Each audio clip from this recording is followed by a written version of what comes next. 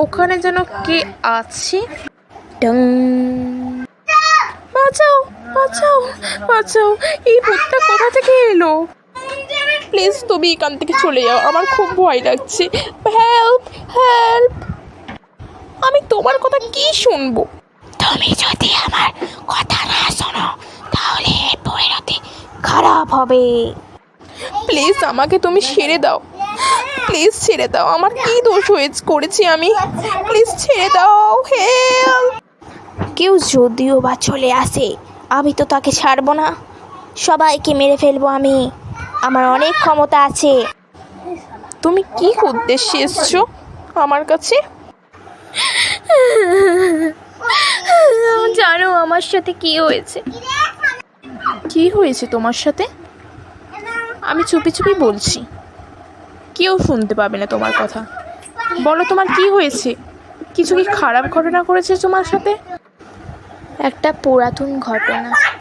আমি যখন বেঁচে ছিলাম তখন তখন কটা লোক আমাকে তুলে নিয়ে গিয়েছিল।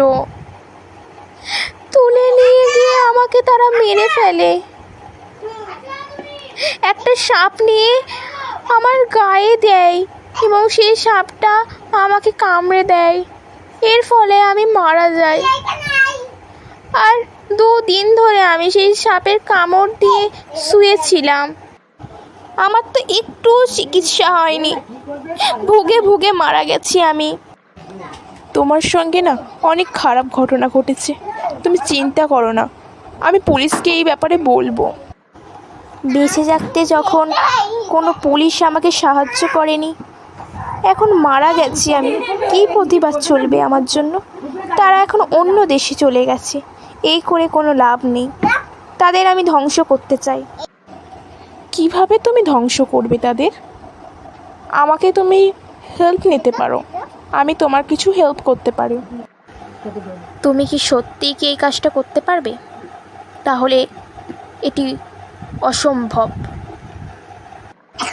আমি সব কিছু সম্ভব করে তুলব, তুমি শুধু আমাকে বলো কি করতে হবে। তোমাকে আমার মা বাবার কাছে যেতে হবে। আমার বাবার বন্ধু ছিলেন একজন তান্ত্রিক, তার কাছে গিয়ে আমি এই প্রায়শ্চিত্ত করতে চাই। তুমি এই কথাগুলো তাকে বলো, তাহলে আমার সাহায্য করবে। তুমি আমার কাছে অনেক স্মরণীয় হয়ে থাকবে। তুমি যখনই বলবে আমি তখনই চলে আসবো। ঠিক আছে, আমি তাই করব।